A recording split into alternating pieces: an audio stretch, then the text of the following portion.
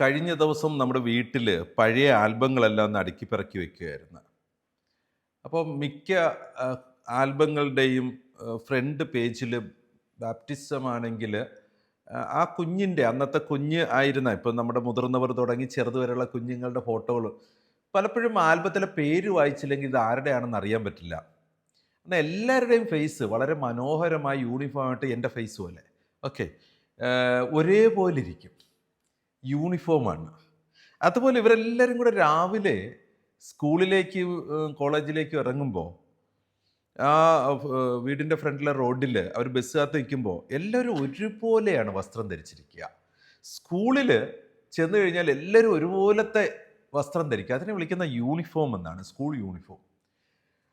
വളരെ പൈസയുള്ള വീട്ടിൽ നിന്ന് വരുന്ന കുട്ടികളും പൈസയില്ലാത്ത വീട്ടിൽ നിന്ന് വരുന്ന കുട്ടികളും ധരിച്ചിരിക്കുന്ന വസ്ത്രങ്ങളുടെ വ്യത്യാസം വെച്ചിട്ട് ജാതി മത വ്യത്യാസം സ്കൂളിൽ വരാതിരിക്കാനും സാമ്പത്തികമായ ഉന്നതിയും ഇല്ലായ്മയും തിരിച്ചറിയാതിരിക്കാനും നമ്മൾ യൂണിഫോം ഇട്ടാണ് കുട്ടികളെ വിടുന്നത്. ഏകീകൃതമായ മാനദണ്ഡം ഉപയോഗിക്കുന്നു. ഇത് ജീവിതത്തിൻ്റെ പല മേഖലകളിലും നമ്മൾ കാണുന്നതാണ്, കാര്യങ്ങളെ യൂണിഫോമായിട്ട് ഹാൻഡിൽ ചെയ്യണമെന്നത്. അതുപോലെ വളരെ എഡ്യൂക്കേറ്റഡ് ആയിട്ടുള്ള പേഷ്യൻ്റ് വരുമ്പോൾ കൊടുക്കുന്ന പ്രിസ്ക്രിപ്ഷനിൽ നിങ്ങളുടെ പേരും സൈനും എല്ലാം ഡീറ്റെയിൽ ആയിട്ട് എഴുതുക. അത്ര കാണാനായിട്ട് സെറ്റിൽഡ് അല്ല എന്ന് തോന്നുന്ന ഒരു പേഷ്യൻ്റ് വെറുതെ കുറിച്ച് മരുന്നങ്ങ് വിടുക. വേണമെങ്കിൽ ബാക്കി സംഭവിക്കാനുള്ള സംഭവിച്ചിട്ടെ എന്ന് വിചാരിക്കുക. ആ പരിപാടിയൊന്നും പറ്റില്ല കേട്ടോ. ഇലക്ട്രോണിക് പ്രിസ്ക്രിപ്ഷൻ ആകുമ്പോൾ ഈ പ്രശ്നമില്ല, കാരണം അതിൻ്റെ വേണ്ടുന്ന കാര്യങ്ങളെ സോഫ്റ്റ്വെയർ നിങ്ങളെ ഫോഴ്സ് ചെയ്തോളും. അതാണല്ലോ ഡിജിറ്റലൈസേഷൻ്റെ ഏറ്റവും വലിയ അഡ്വാൻറ്റേജ്. വളരെ മനോഹരമാണ്. ഡിജിറ്റലൈസേഷന് ജാതി ചിന്തയില്ല, ഡിജിറ്റലൈസേഷന് സാമ്പത്തിക ഭദ്രത ഉണ്ടോ ഇല്ലയോ എന്ന് നോട്ടമില്ല. നിങ്ങൾ ഡിജിറ്റലി എക്വിപ്ഡ് ആണോ എല്ലാവർക്കും യൂണിഫോം ആയിട്ടുള്ള ലെജിബിൾ ആയിട്ടുള്ള ഇൻഫർമേഷൻസ് പാസ് ചെയ്യാനായിട്ട് സഹായിക്കുന്നുണ്ടാവും. എസ്പെഷ്യലി ഗ്രേപ്സിൽ ഇതെല്ലാം തന്നെ വളരെ കൃത്യമായി AI എനേബിൾഡ് ആയിട്ട് തന്നെ പ്രൊവൈഡ് ചെയ്തിട്ടുണ്ട്. നമ്മുടെ ഡേറ്റ ഇവാലുവേഷൻസ് അൽഗോരിതംസ് വർഷങ്ങളായിട്ട് കോടിക്കണക്കിന് പേഷ്യൻസിൻ്റെ പ്രിസ്ക്രിപ്ഷൻസിനെ, ശതകോടി പ്രിസ്ക്രിപ്ഷൻസിനെ ഹാൻഡിൽ ചെയ്യപ്പെട്ടിട്ടുണ്ട്. ഇന്ത്യയിൽ എനിക്ക് തോന്നുന്നു ഏറ്റവും കൂടുതൽ പ്രിസ്ക്രിപ്ഷൻ ഹാൻഡിൽ ചെയ്തത് ഇന്ന് ഗ്രേപ്സ് തന്നെയാണ്.